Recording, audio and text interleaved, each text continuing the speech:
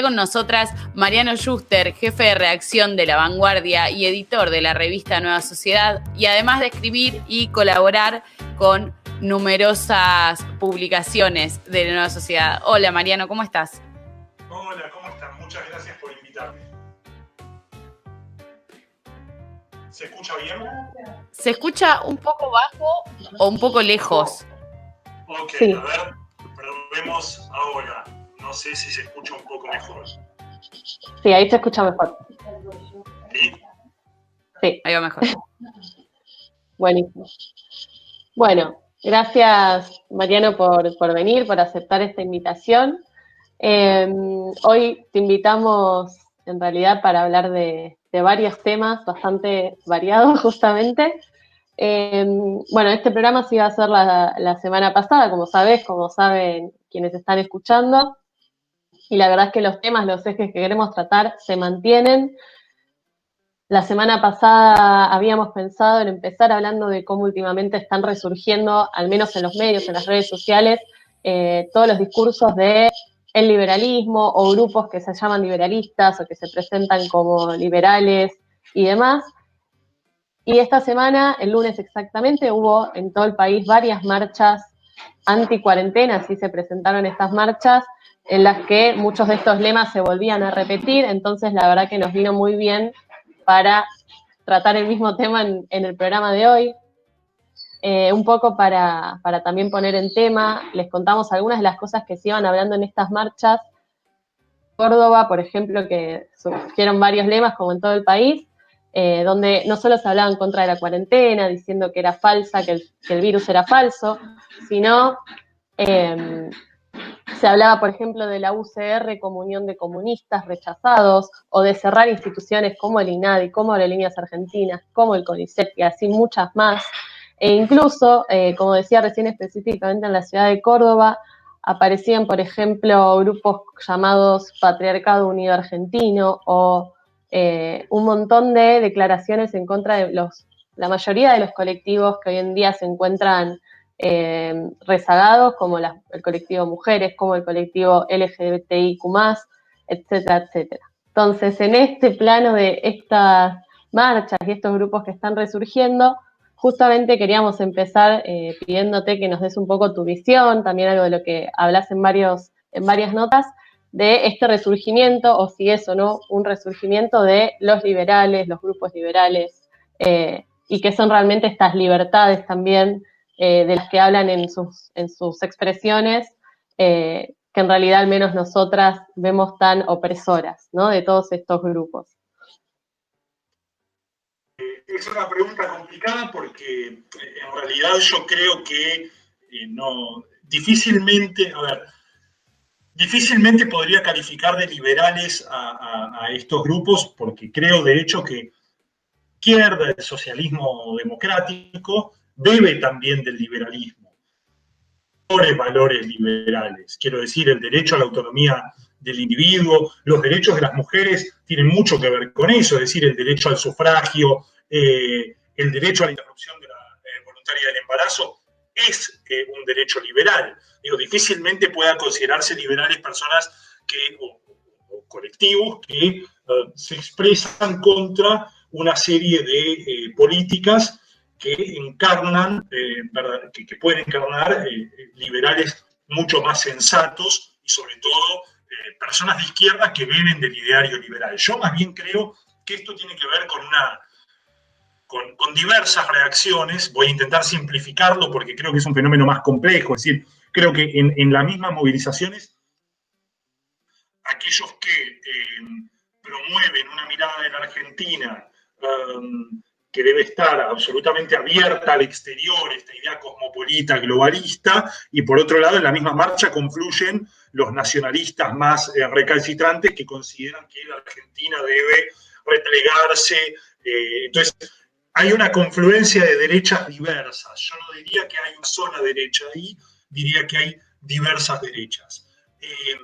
Pero claramente hay una reacción y un temor ante el avance de diversos colectivos que promueven una serie de igualdades y de derechos que no estaban puestos sobre la mesa hasta hace unos años. Quiero decir, la izquierda había podido incluir dentro de la agenda de derechos vinculados al mundo del trabajo, derechos al mundo del trabajo clásico, quiero decir, derechos de la agenda social, pero había colectivos o minorías que no estaban incluidas dentro de los reclamos clásicos de la izquierda, lo cual obliga también a un reexamen de la propia izquierda, de quienes nos consideramos de izquierda. En parte, esta reacción de derecha, en parte es por eso, en parte es una reacción de odio y también de temor, digo, de un mundo desconocido, un mundo nuevo. Este mismo tipo de reacciones se vivieron, por ejemplo, cuando en tiempos del estado de bienestar la mujer se incorpora al mundo del trabajo. Digo, hay actitudes similares en esos momentos.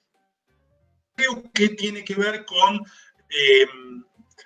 la desestructuración de un viejo mundo, ¿no? Un viejo mundo que había, de hecho la izquierda había ayudado a formar ese viejo mundo, que era muy claro, un mundo del trabajo manual, fabril, con ciertos derechos, con ciertas garantías. Eso hoy está resquebrajado, vivimos en sociedades divididas y hay unas derechas que no están dispuestas a algo que debería haber una derecha democrática con la cual sea posible dialogar y debatir y discutir en buenos términos, pero creo que no es lo que estamos viendo hoy.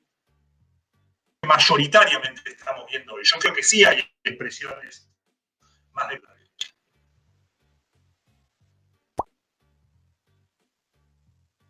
Yo diría eso. Primero quería leer un par de comentarios en el chat. El Boa dice: grande Mariano, el hombre de los 1000 anteojos de colores. Alexis Dritzos dice: excelente invitado. Y el Pitu dice: si podemos sortear unos lentes Schuster Style. Así que lo vamos a considerar para el próximo cumplemes. Volviendo un poco a lo que decías recién, Mariano, me parece súper interesante, digo, lo escuché ya también en varias analistas políticos, de pensar esta supuesta nueva derecha que en realidad tiene muy poco de nueva, y estos liberales que tienen muy poco de liberales, que podríamos entender que pueden llegar a ser un poco liberales en lo económico, pero cuando se trata de lo social, hablar de esto que mencionaba recién la Caro, esta marcha atacando básicamente a todos los derechos humanos básicos y sobre todo de los colectivos más oprimidos, no son liberales para nada, de hecho son muy conservadores y vienen con ideas que son del siglo pasado. Nos parece que es súper fuerte, de hecho en el chat Seba también suma que se ve gente que se autoproclama liberal, pero está defenestrando la democracia liberal misma. Y el Pitu también dice: son liberales solo en lo económico y profundamente conservadores en lo político, social y cultural. Yo creo que eso es un análisis súper interesante para hacer de estas, entre muchísimas comillas, nuevas derechas, que de nuevas no tienen nada. Y en esta línea de analizar estas derechas, queríamos pedirte también si podés profundizar. Vimos que existe un análisis muy interesante sobre izquierdas y derechas en tiempos de pandemia. En este sentido, queríamos que nos cuentes un poco tu análisis de cómo se abordó esta pandemia en diferentes estados, más de izquierda y más de derecha, teniendo en cuenta, bueno, lo que implicó para la sociedad en realidad hoy en día esta pandemia. Así que si nos podías contar un poco eso. Dale, buenísimo. Bueno, gracias por los comentarios, toda gente querida y buena.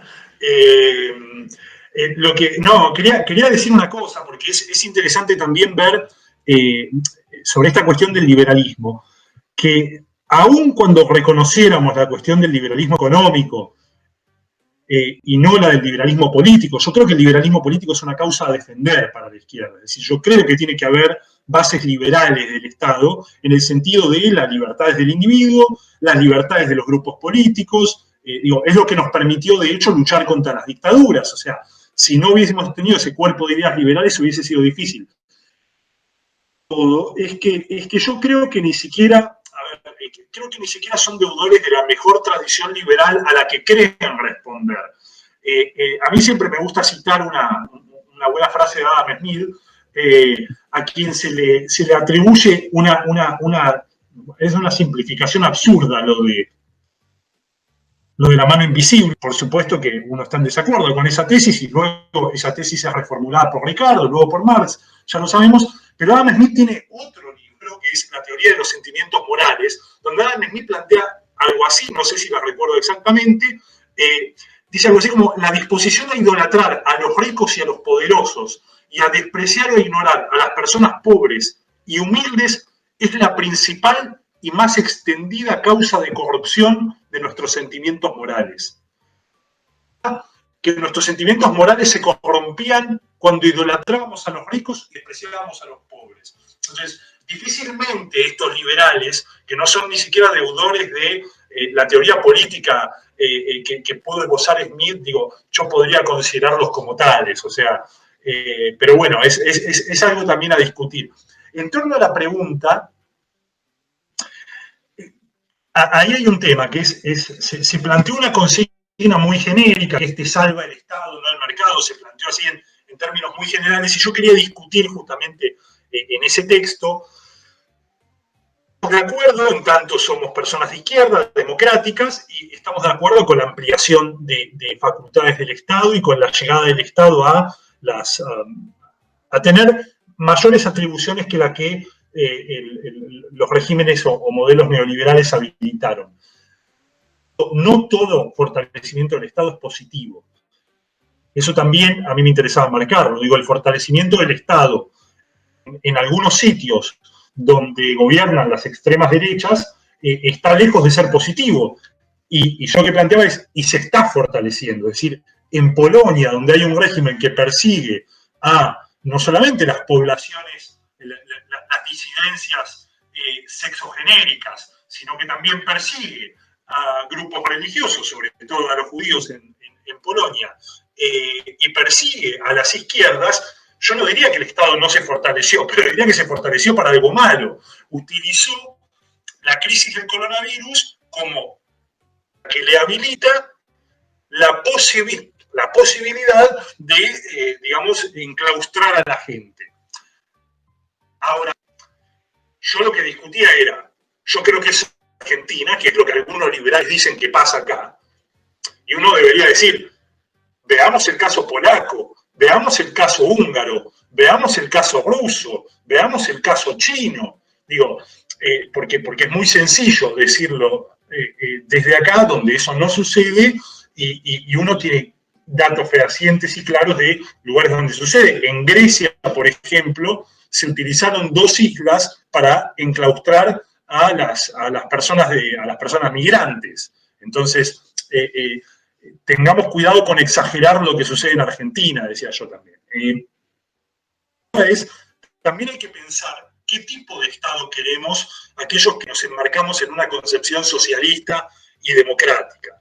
Yo creo que hay que ampliar el Estado, pero creo que hay que empezar a hablar, y la pandemia es buena en ese sentido, del derecho a la salud, de la extensión del bienestar. Hay que empezar a hablar más de extender el bienestar que de extender el Estado, para que después el Estado sea el que pueda desplegar ese bienestar. Pero me preocupa cuando hay ciertos discursos en la izquierda que tienen más confianza en el Estado que en el bienestar. Entonces digo, cuidado, porque también podemos favorecer, así como somos críticos de la derecha, también seamos críticos de algunas izquierdas que no son del todo democráticas, como se ve en algunos de los casos que mencionaba, ¿no? Y que persiguen a las mismas disidencias que defendemos acá. Sí, esto último que decías creo que, digamos, relaciona en realidad todas las preguntas que te íbamos haciendo, porque de hecho en estas mismas marchas de esta semana se veía, por ejemplo, cómo estaba este lema de nos sacan todas las libertades, no nos dejan hacer nada, toda nuestra libertad está coartada, cuando mismo estaban en esa marcha, ¿no? En las calles, justamente teniendo esa libertad más allá del bien público, ¿no? que estaban haciendo. Creo que eso se veía muy claro. Bueno, y seguramente también, tal vez no llegamos a verlo todo hoy, pero está muy de la mano todos estos discursos que en realidad los vemos como ridículos o ridiculizados en los medios, pero en realidad hay que claramente estar atentos y atentas a cómo crecen, ¿no? Y cómo lo van tomando justamente partidos políticos que, bueno, hasta hace muy poco estaban también en el poder, en el gobierno. Bueno, ese es un tema importante. Me parece que hay que desglosar esos discursos, pero además hay que exigir, a ver, estamos en un problema con la idea de representación, Me parece a mí que acá tenemos un problema con una idea que es muy importante para la democracia, que es la idea de representación. ¿Tienen que representar cualquier cosa que dice la ciudadanía? ¿O los partidos políticos tienen que proponer un programa político e intentar que la ciudadanía... Yo creo más en una representación que es diálogo entre la ciudadanía y los partidos que en líderes que aceptan lo que dice cualquier cosa de la ciudadanía. Sobre todo porque además desconfío. Porque, ¿qué es lo que hacen ciertos líderes políticos? Dicen, la ciudadanía lo pide. Y en realidad es lo que ellos están planteando. No es que la ciudadanía lo pide. El rol del político no es decir, como la población me pide fascismo, entonces ofrezco fascismo. Un partido que se considera de derecha democrática, como el PRO, como Cambiemos, no puede representar posiciones políticas, posiciones que están por fuera del marco democrático. Entonces, Macri debería condenar la marcha, no solamente decir que él no participaría, debería condenar la marcha, si es una representante de la derecha democrática. Algo que, por cierto, hace en mayor o menor medida Horacio Rodríguez Larreta, que me puede disgustar mucho su posición ideológica, lo votaría, no tendría una alianza política, ¿no? Pero quiero decir, se manifiesta democrático y dice, bueno, esto no es la derecha, que me parece que por lo menos pone allí un tamiz sobre las posiciones más duras de la coalición. La coalición que dice, no, nosotros representamos a esta población. Bueno, lamentablemente la derecha democrática no puede representar ciertos discursos. De hecho, yo creo que su rol es democratizar a las bases. Quiero decir, cuidado que en un momento no distingamos a Bullrich de Gómez Centurión. Entonces, si se sigue por esa vía, complicada la situación. Muy complicada la situación.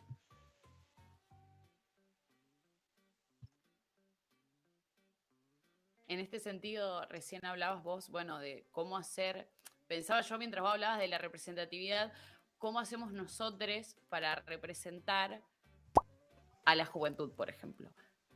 A mí me pasa que hoy la verdad que me encuentro con jóvenes mucho más fachos de lo que veía incluso en mi secundario, que era bastante nefasto. Veo jóvenes liberales que te vienen a discutir, liberales en este término que venimos usando, ¿no? Que en realidad son más de derecha que otra cosa, que te vienen a discutir que el patriarcado no existe, que te vienen a discutir que no eran 30.000. O sea, yo también vi un rebrote entre la juventud de gente muy de derecha, y ahí es donde me pregunto también qué desafíos tenemos como jóvenes, porque yo no quiero representar a esos jóvenes. O sea, nosotros estamos buscando representar a gente que tiene nuestros ideales.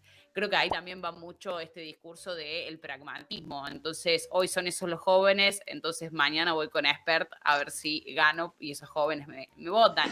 O voy con Larreta, por ejemplo. Entonces, en ese sentido, digo, ¿qué desafíos tenemos nosotros para no representar a esos jóvenes, sino que esos jóvenes se sientan representados con nuestros ideales socialistas de izquierda democrática?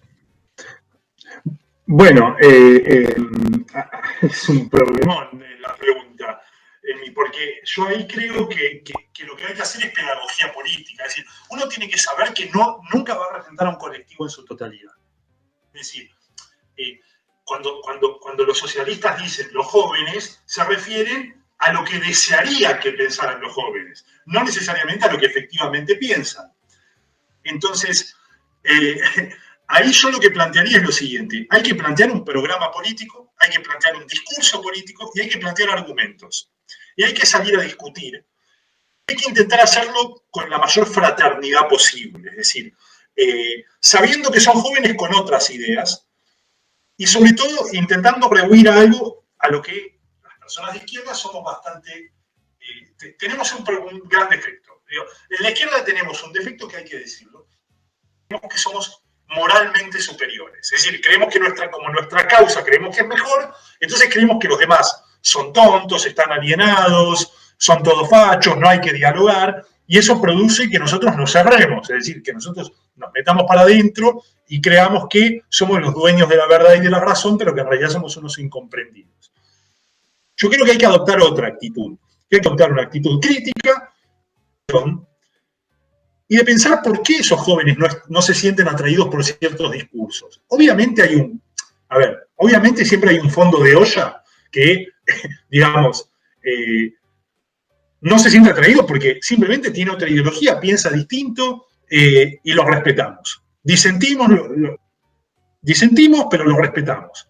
Y después hay otra gente que es más atraída por esos discursos, en parte porque tienen una construcción bastante simple, en parte porque tienen una construcción emocional importante, y en parte porque algunos argumentos no hemos sabido desarmarlos bien. Primero que pensaría es, ¿qué es lo que nos pasa a nosotros que no podemos desarmar una parte de esos discursos? Que decir, tenemos razón y no somos escuchados, porque puede que tengamos buena parte de razón, puede que nos equivoquemos en algunas cosas, pero también creo que tenemos que afinar la puntería a la hora de explicarnos, de dar argumentos, de convencer. Yo realmente no creo que de la noche a la mañana hayan aparecido de miles de jóvenes que sostienen esas ideas realmente. Entonces creo que ahí hay que afinar cuestiones de pedagogía política, de discusión, de argumentación, de reunión, aunque cueste. Esa es la parte dura de la política, que cuesta hacer eso, cuesta juntarse con el que a priori vemos que piensa distinto. Sí, en esto último que decías, bueno, justo me quedé pensando porque también la idea era un poco esto, terminar esta parte del programa como dejando ciertos interrogantes tal vez o puntos a tener en mente y pensar para los jóvenes, que después en un rato vamos a hacer varios hablando acá en el programa.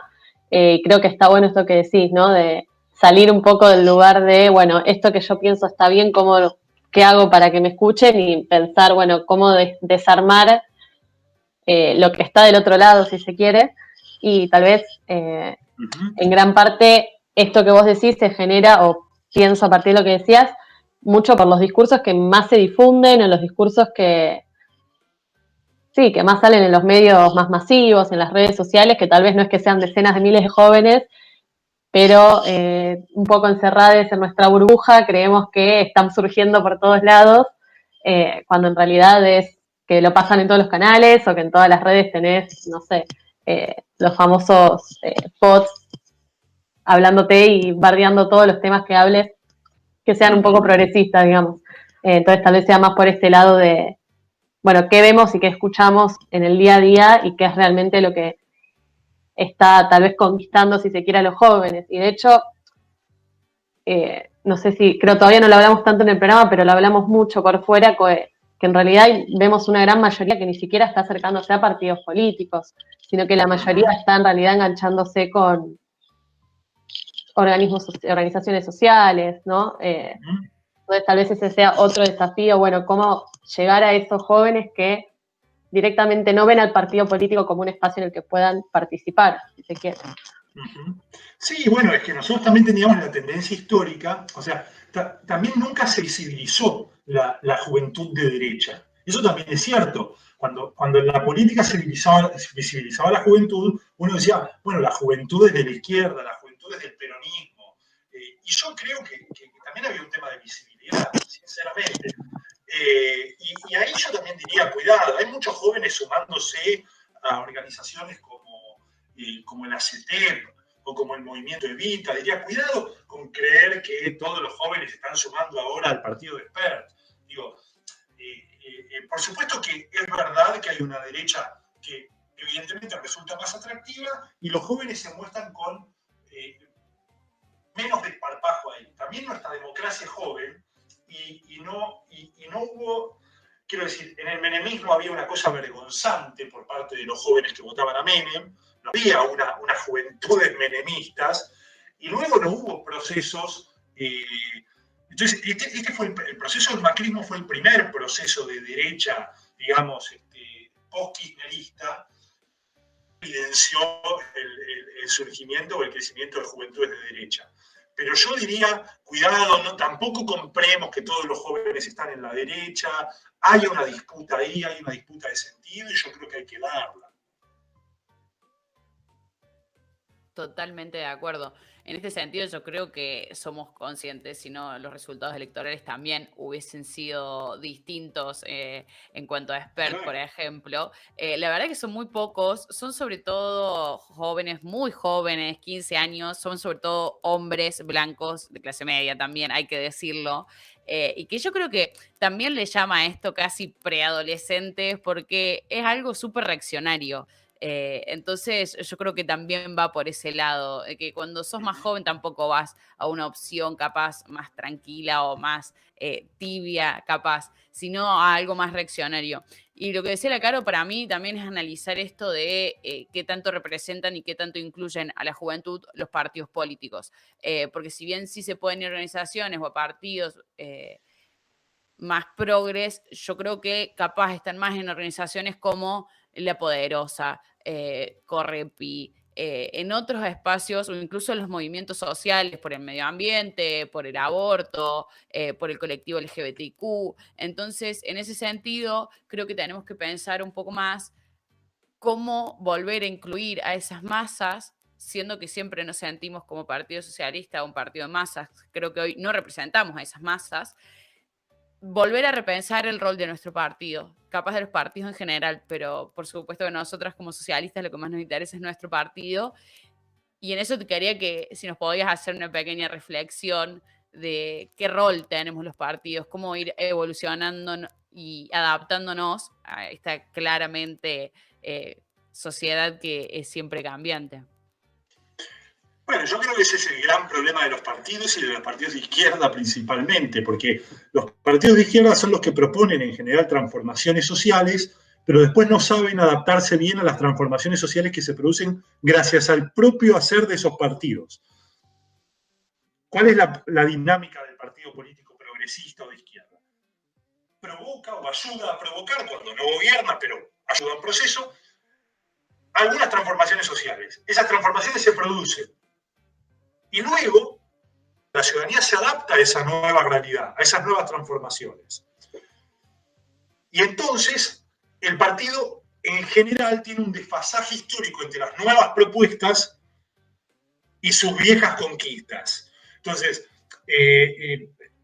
esto sucede en casi todos los gobiernos de izquierda, que la izquierda provoca transformaciones políticas y luego la sociedad le da la espalda. ¿Y qué es lo que dice la izquierda? ¿Por qué me dieron la espalda? Si yo hice todas estas transformaciones que nos ayudaron a ustedes. Porque la ciudadanía busca otras nuevas transformaciones. Y no se basa en una lógica pura de reconocimiento de la ciudadanía. Entonces, siempre se produce un desfasaje. Imaginemos, por ejemplo, que el año que viene, ojalá sea así, se aprueba la ley de interrupción voluntaria del embarazo, luego se aprueban otra serie de políticas. La sociedad en un momento se adapta a eso y exige nuevas cosas. Y la izquierda en general suele seguir hablando de esos temas y suele seguir pensando que solo con lo que hizo, con las transformaciones que logró, seguir. Y la realidad es que no.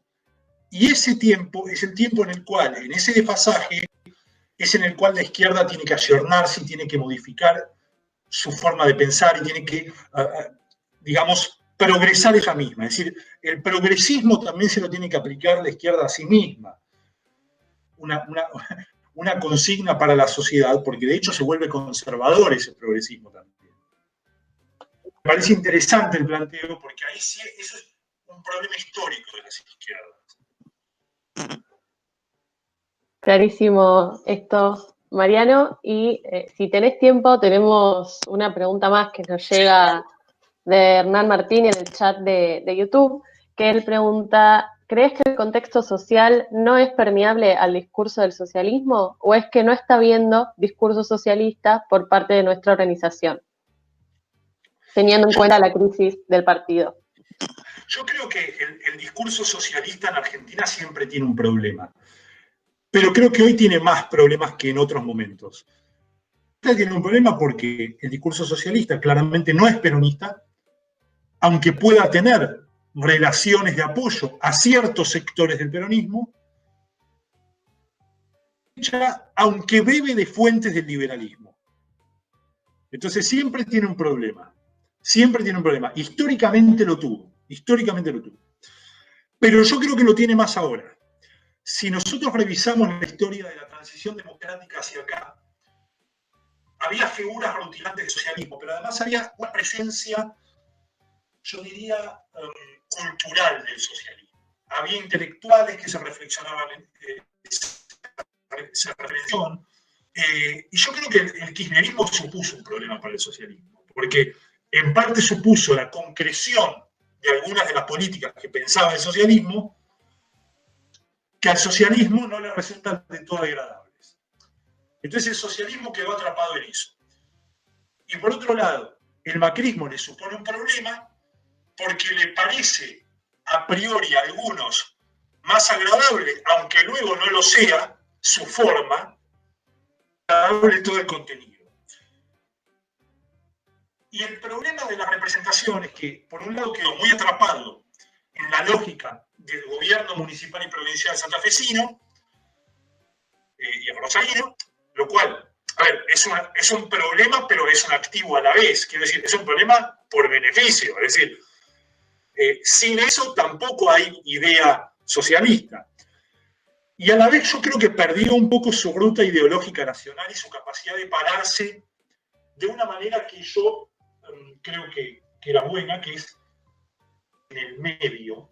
No es la avenida del medio, sino que es la vía propia dentro de la izquierda.